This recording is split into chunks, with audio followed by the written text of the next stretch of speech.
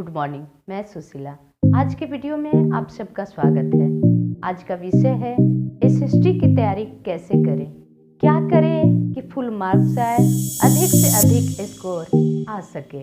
बहुत ऐसे विद्यार्थी हैं जिनका मानना है कि एसएसटी बोरिंग सब्जेक्ट है, लंबे आंसर होते हैं, उनको रटना होता है, याद करना होता है, जो संभव नहीं है, इसलिए वह अच्छे स्कोर नहीं कर पाते।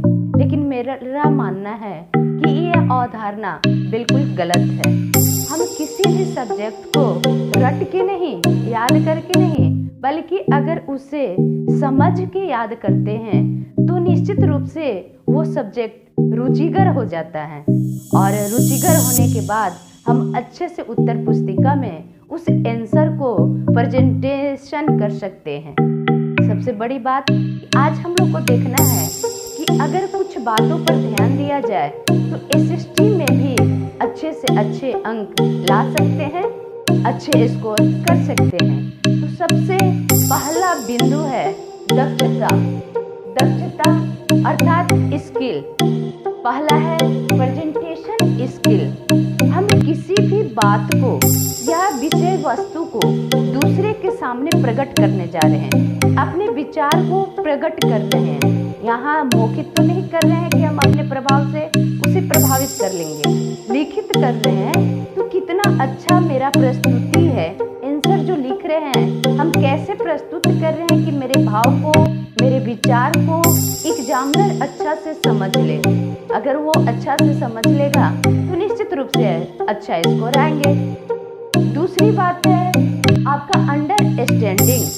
किसी भी विषय में आपकी समझदारी कितना है, जब आप प्रस्तुत करते हैं आंसर को तो एग्जामिनर एक झलक में ही समझ लेता है कि ये विद्यार्थी इस विषय को कितना समझ पा रहा है। अगर आप सही से समझिएगा तो निश्चित रूप से कौन सा कीवर्ड है या मुख्य पॉइंट है जिसको आपको ऊपर रखना है, अर्थात सेलेक्टिव एंड इफेक्टिव आंसर को लिख सकते हैं। और ऐसा नहीं कि आप एग्जामिनर को गुमराह करें, अधिक से अधिक वर्ड को डालें। बहुत विद्यार्थी का मान्यता है एसएसटी में जितना लिखो उतना ही अधिक स्कोर होगा, ऐसा नहीं होता। आप उसको सेलेक्टिव इफेक्टिव में लिख सकते हैं, यानी सरल और चुने हुए शब्द का प्रयोग करें। एग्जामिनर बिना पढ़े लिखे वहां नहीं बैठे हैं। आपके शब्द प्रयोग से, वाक्य प्रयोग से वो समझ जाएंगे कि आप उस विषय को कितना समझ पा रहे हैं। अगर मान लीजिए हमसे पूछा जाए जलियांवाला बाग हत्याकांड कहाँ हुआ, तो सिर्फ हमको आंसर वो देना है कि ये अमृतसर में हुआ। बहुत ऐसे विद्यार्थी हैं उसको लंबा चौड़ा घुमा के अमृतसर को कहाँ डालेंगे, तो आंसर के बीच में डालेंगे। और एक एग्जामिनर को इससे क्या होता है, परेशानी होता है, तो वो आपसे प्रभावित नहीं होगा बल्कि आपके नंबर को काट सकता है। इसलिए कोशिश करें कि स्पष्ट आंसर दे, अपनी समझदारी से विषय पे सही से पकड़ रखें। तीसरा है राइटिंग स्किल। ये तो उत्तर पुस्तिका को आप कितना अच्छा से सजा सकते हैं। आपका लिखावट अच्छा होना चाहिए। फर्स्ट इंप्रेशन तो लिखावट से ही बनता है, बाद में आप आंसर को सही लिखें या गलत, पहले वो लिखावट को ही देखेंगे।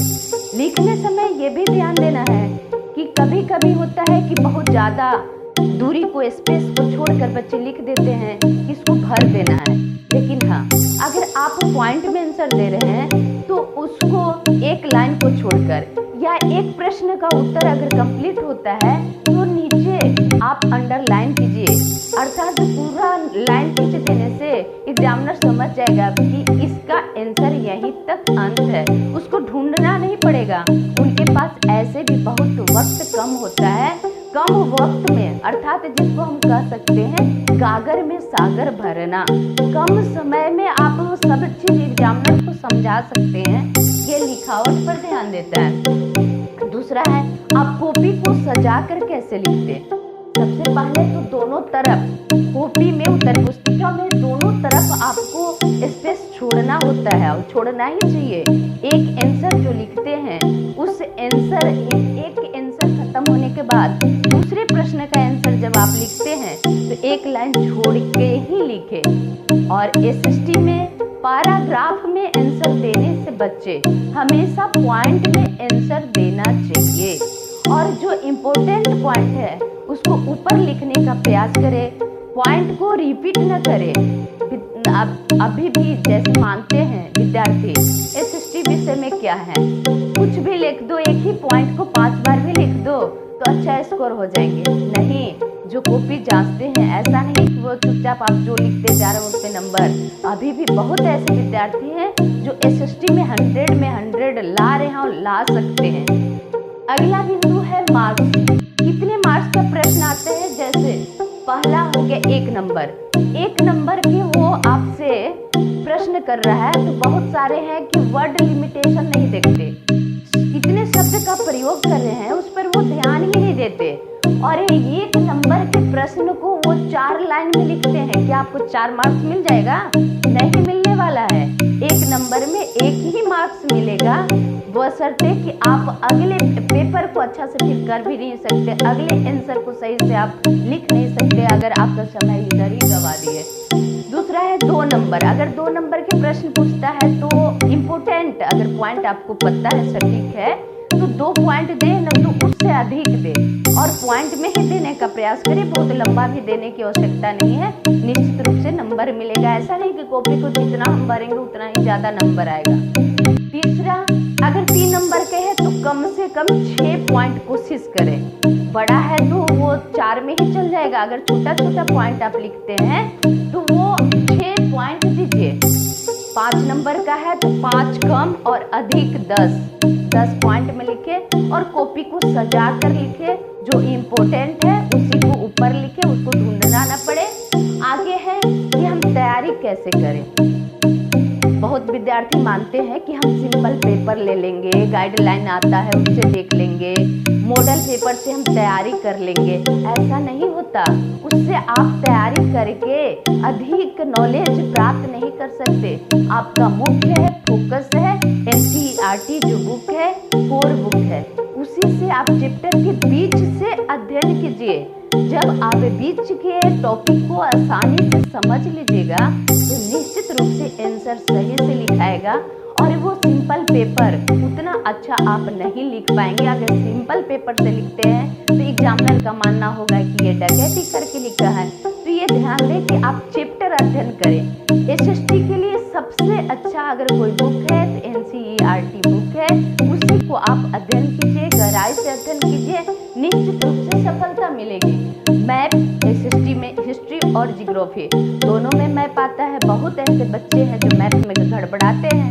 मैप की तैयारी अगर आपको करना है तो स्कूल में आपको सर लोग तैयारी करवा रहे हैं, कहीं कंफ्यूजन है तो अपने से ही रिवीजन करते रहिए और खाली मैप को रखिए।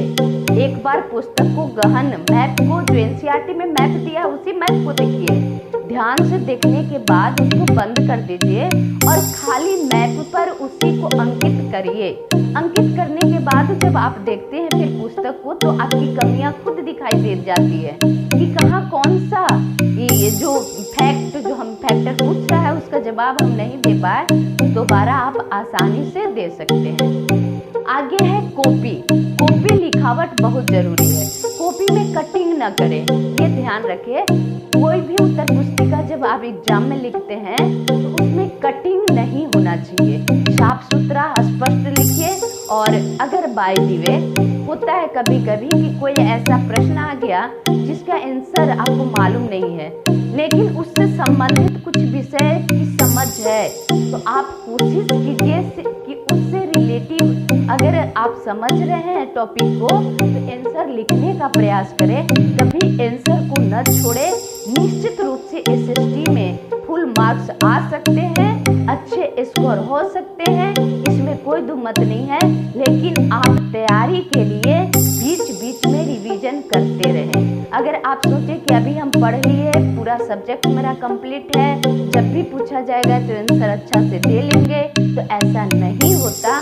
आपको बीच बीच में रिवीजन करना और इतना थोड़ा अधिक लिखना पड़ता है इसमें, इसलिए लिखने की स्पीड भी बढ़ाना, अर्थात आंसर आप खुद से लिखकर प्रयास करें।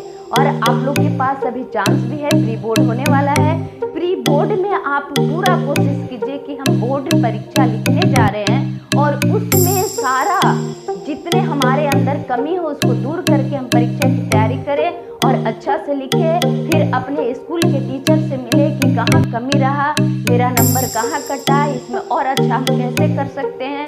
तो निश्चित रूप से आप अधिक से अधिक स्कोर ला सकते हैं। और अभी जो रिजल्ट आ रही है उसमें लगभग सारे विषय में 99% बच्चे रिजल्ट ला रहे हैं। इसमें भी बहुत अच्छा से रिजल्ट आएगी। इसे बोरिंग सब्जेक्ट न समझते हुए रुचिकर बनाकर पढ़े। All the best.